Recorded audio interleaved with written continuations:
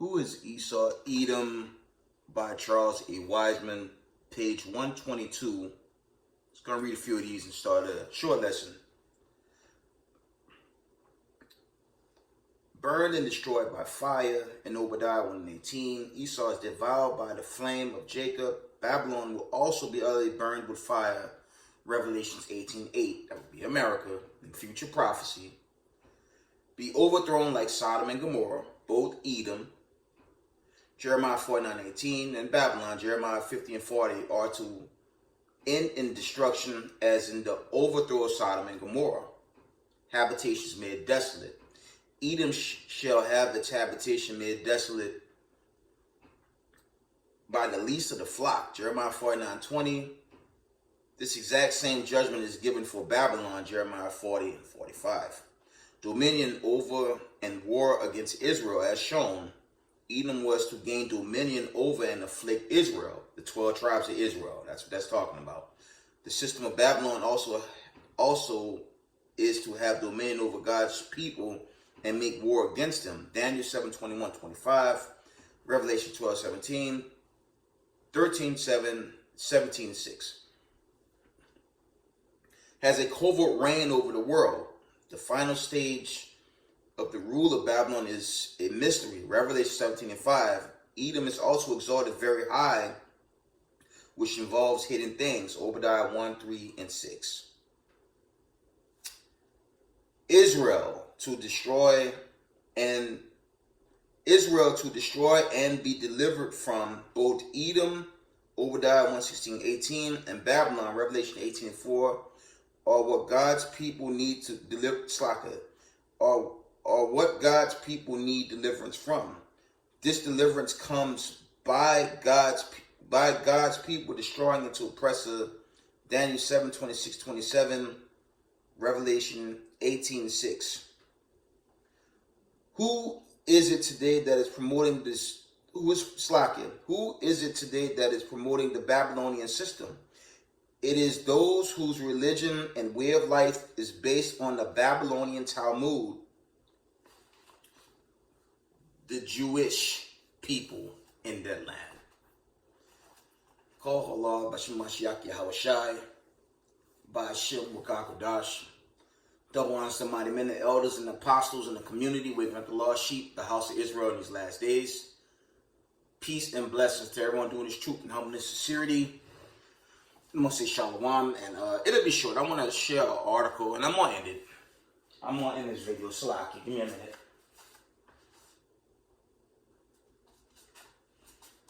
Sorry about that. We're going to read out a Politico. This was an article printed, I believe December 2022. The account reads, why the U.S. isn't ready for a fight in the Indo-Pacific. It says, Pentagon promised to shore up its forces in Pacific in 2023. It's meeting skepticism. Okay. I won't show the image.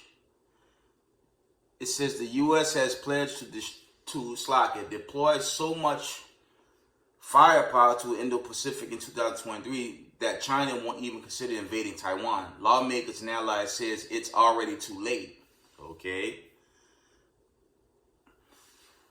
It says the promise is a big one. 2023 likely to stand as the most transformative year in the U.S. force posture in the region in a generation.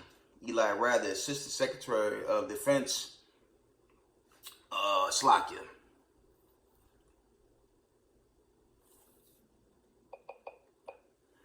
From the top, it says the promise is a big one. 2023 is likely to stand as the most transformative year in U.S. force posture in the region in a generation. Ethel Ratner, Assistant Secretary of Defense for Indo-Pacific Security Affairs, said in early December. Right, we're still in early January 2023, obviously. Slovakia. But the GOP lawmakers say that the Pentagon faces a stiff challenge in delivering on the pledge That's because Beijing now wields a navy large enough, backed by air power, and they carry killer ballistic missiles to challenge long-time U.S. naval dominance in the Indo-Pacific. And deliveries to Taiwan of billions of dollars in U.S. arms are backlogged due to supply chain issues related to the pandemic and exacerbated by the Ukraine conflict. Slakia for saying that. I probably didn't say that right. Gonna read on. It says, we have a heretical commitment to force posture change in the Indo-Pacific, but that's belied by the reality of what's actually happening, said Representative Mike Gallagher, who will become chair of the new House Select Committee on China in the next Congress. He called Ratner's assertions the military planning equivalent of whistling past the graveyard. Okay. The familiar with U.S. military strength in the region agree facing down China's military threat will require a larger Navy force structure than we have in the foreseeable future. And Alexander Gray, former chief of staff of the National Security Council in Trump administration, that's fueling fears that Beijing could exploit its growing naval power advantage to launch an invasion of Taiwan. That's really the point of this video. Before the U.S. military can catch up. Make a quick point. It wouldn't make sense for BRICS and BRICS Plus, I'm going to keep it a buck, all the enemies of America to have an edge, chiefly a Russia, a China, okay, North Korea, to have an advantage and then wait for America to catch up. That's how you know this thing is winding down. But let me finish. I don't want to go off. Slovakia.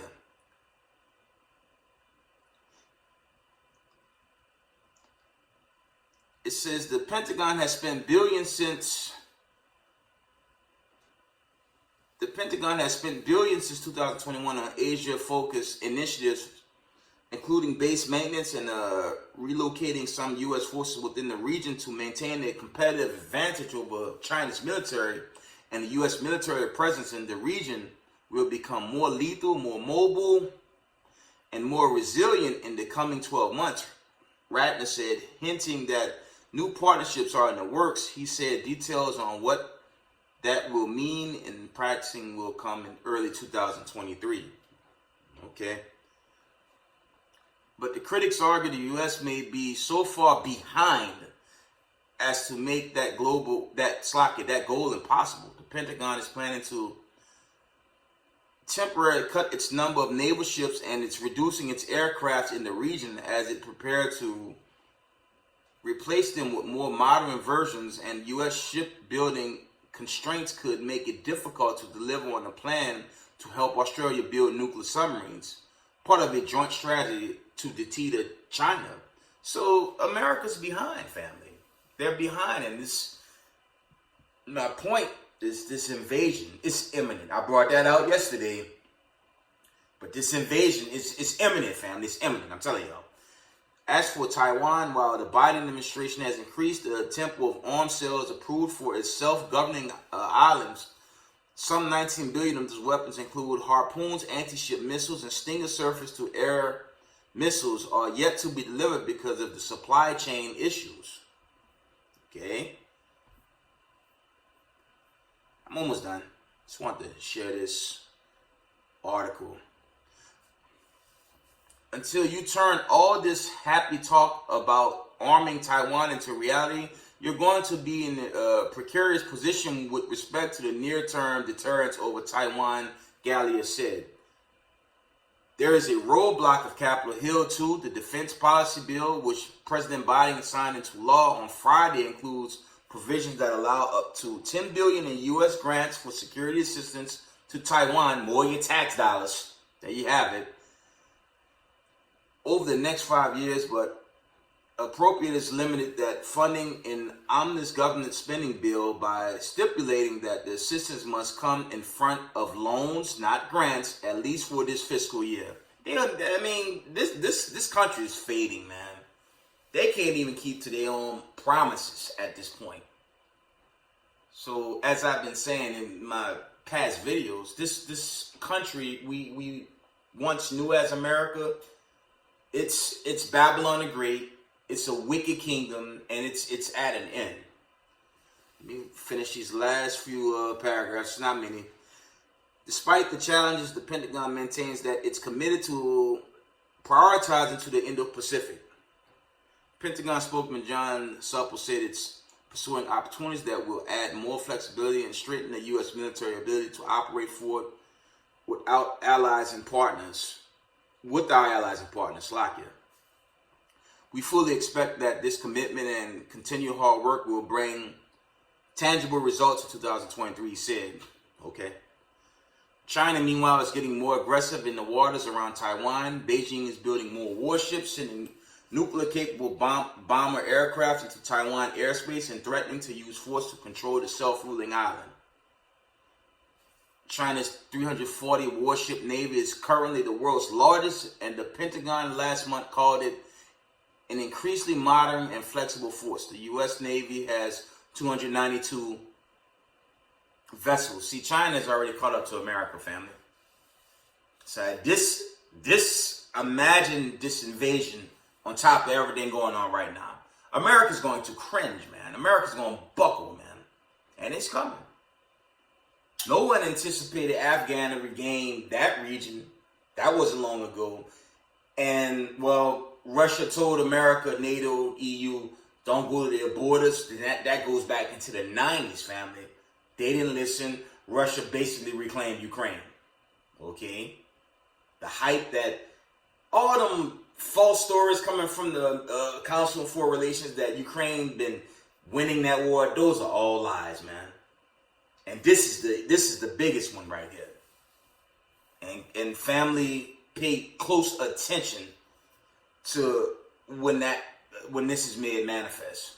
America's going to fall. It's falling now. They can't. The powers that be, especially them damn these so-called Amalekites, them people that were set up in 1948, they don't have an answer. The whole world know they're not the Hebrews. That been made manifest. And now they passing these draconian laws. Okay, in Alabama, you could buy at age 21 now. Right? I believe it's in Ohio. No, it's either it's Missouri. A brother was bringing out that if you homeless, they catch you on the street, they're gonna arrest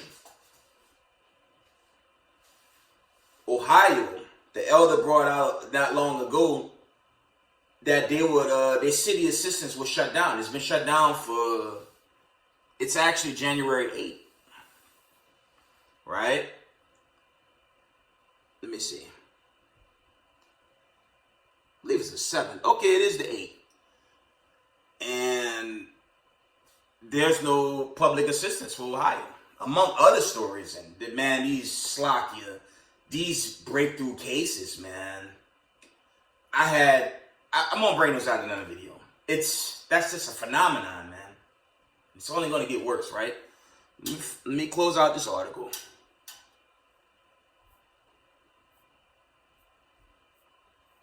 This is a long article. I'm gonna get to the bottom of it. This article is a little longer than I anticipated. I asked the family to go to Politico and read this article, why the U.S. isn't ready for a fight in the Indo-Pacific. Okay, because it's imminent. That invasion, that's going to be one of the bigger prophecies to play out. That's one of the key war events to set the stage for the exodus of the 12 tribes of the nation of Israel. Okay? That's going to shut America down in every sense of the way. This place is going to go into... They're already in chaos, losing control of the plagues that's destroying this place. But when this happens, it, it ain't gonna work out for America, okay? And the wicked, they're gonna be confounded, man. Let me get to the end of this.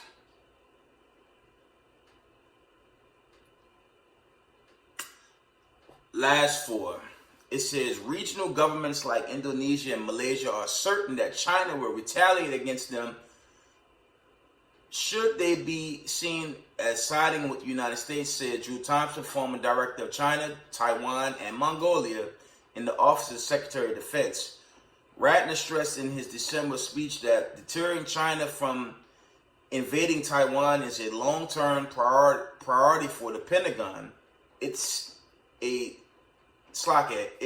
today's problem. It's a tomorrow's problem. It's a 2027 problem. It's a 2035 problem. It's a 2040 problem, he said. And see, these so-called white supremacists, they'll have you believe this world gonna keep going on under them. Family, the world is under something so bad, it make Genesis 6 look almost normal. That's how wicked this time is. So there's no way we're gonna be here much longer, family. And this is one of the bigger things that could play out. I anticipate this any moment. Like I said yesterday, family, I don't want to be here another 11 months. I mean that, man. You're not going to hear me sit on the channel another 5, 6, 7 years. I'm praying for the chosen to be delivered very soon. But, you know, the build-up has to play out. So, let me backpedal. Any Hebrew Israelite saying 5, 6, 7 years or longer, they don't want to leave. That's all that is. For me, Yahusab Israel, Marshal Yahshua, we want to get out of here, man. We want to get out of here. It says, but in the short term, Beijing interpretation of these limitations to U.S. forces posture in the Indo-Pacific could encourage it to act. And family, they're going to act immediately. It ain't going to be no damn 2027 and 35. That's madness. That thing is overdue, family. It's overdue, and it's coming. It says, but in short term, Beijing interpretation of these limits to U.S. force posture in the Indo-Pacific could encourage it to act. There's a growing danger that the Chinese have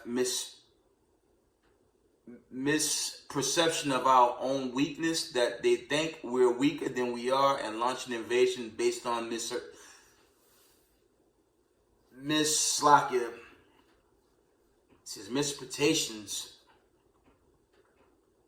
said Gray, the former NSC chief of staff. Slakia for saying that wrong, but let's see if I could get this one. Let's see if I could check this volume. One moment, family. Yeah, this is the real big one right here. There's no way these white supremacists are going to control. I mean, they're already trying to make themselves above the Most High, which they're not, and they can't stop the famine. That's how you know, family, we close to a deliverance, because as I tell you guys on this channel, study the book of Exodus. What destroyed that ruling world power? It was the God of Abraham, Isaac, and Jacob. He destroyed it, man. And America's already feeling the pain, and it's only going to get worse. Let me see if I can play this.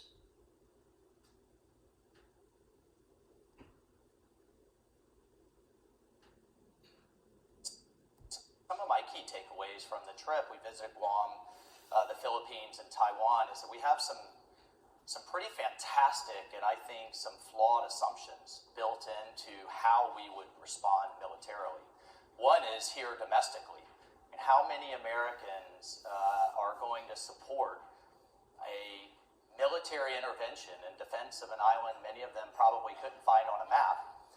If you overlay that with potentially being without antibiotics or without electricity, or without many of our supply chains that China today could turn off, should they decide to. So I think that assumption in terms of the timeline that it would take to build a consensus here in the United States, much less an authorization of the use of military force in the Congress. That isn't exactly, it's a little divisive these days, right? Was concerning, the other piece that was concerning is assumptions of our allies. I asked some members of the Philippine Congress how they would feel about the United States potentially using their airspace or territory in defense of Taiwan. One said, absolutely not, could never see it happening, and another said, we understand, first it was Hong Kong, then Taiwan, and we're next. We're with you.